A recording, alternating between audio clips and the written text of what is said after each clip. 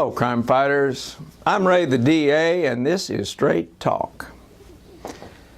How to increase the crime rate nationwide. That's the title of a recent article in the Wall Street Journal by a woman named Heather McDonald. Today, I'm going to report some excerpts from that article. So, you want to know how to increase the national crime rate? Apparently, all you have to do is involve some social justice organization who can find a friendly federal judge and file a lawsuit. That's apparently what happened in New York City. A group called the Center for Constitutional Rights did just that. First, who is this bunch, this Center for Constitutional Rights? Well, it was set up to give legal and financial support to lawyers who are representing civil rights cases. The center considers itself a, quote, movement support organization, an organization which works with political and social activists to use the courts to promote the activists' work or goals.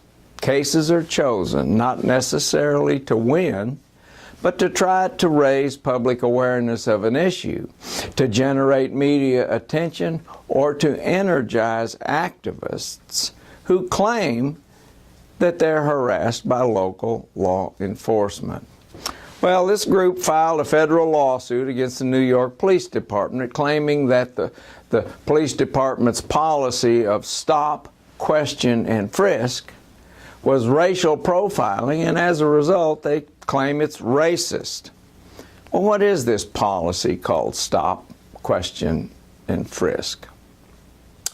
Well, the goal of the police department's project is to stop crime before it happens, rather than simply waiting for a crime to happen and then reacting, hoping that someone hasn't been robbed or raped or murdered by the time they get there to make an arrest.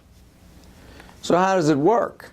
That's a good question. Well, police, when they observe suspicious behavior, may stop, question, sometimes frisk an individual engaged in that suspicious behavior.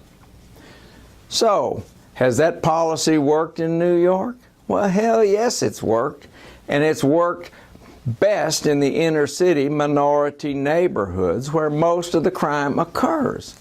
Why, since 1990, New York has experienced the longest and steepest crime drop in modern history. Murders have dropped 80%, and a combined major felonies have dropped by nearly 75%.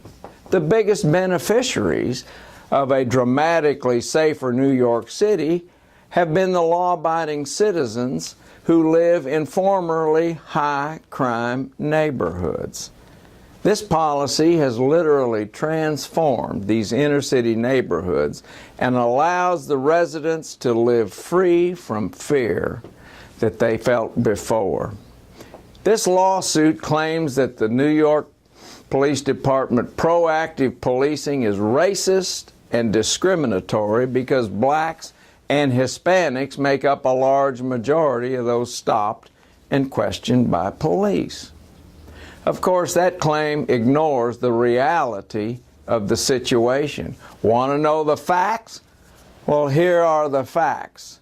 The unfortunate reality is that the preponderance of criminals and victims in New York are also minorities. Just for example, in 2012, blacks constituted 78% of the shooting suspects and a whopping 74% of the shooting victims, although they only constitute 23% of the city's population. Whereas whites committed 2% of the shootings and were under 3% of the shooting victims while constituting 35% of the population. Statistics also reveal that black men in New York are 36 times more likely to be shot than a young white man, and their shooters are virtually always black or Hispanic males. Because of this crime imbalance, where would you want the police to focus their attention? Well, in the high crime neighborhoods, of course. That's where the innocent citizens need to be protected from crime the most. It seems logical. More black and Hispanic men to be stopped, and they were. This New York Police Department policing policy seems to have worked in reducing crime. However, this lawsuit doesn't seem to be the least concerned about the victims of these crimes. Tell you what we'll do. We'll watch this federal lawsuit for the judge's opinion. It will tell us, and the New York Police Department, whether it should focus on crime and criminals no matter who they are or what their race are or where the crime happens, or whether the New York Police Department is to be just another victim of political correctness. My guess is the Center for Constitutional Rights folks don't live in a high crime neighborhood. My guess is they live in a relatively safe neighborhood. You know, maybe they ought to ask the crime victims what they think instead of a federal judge.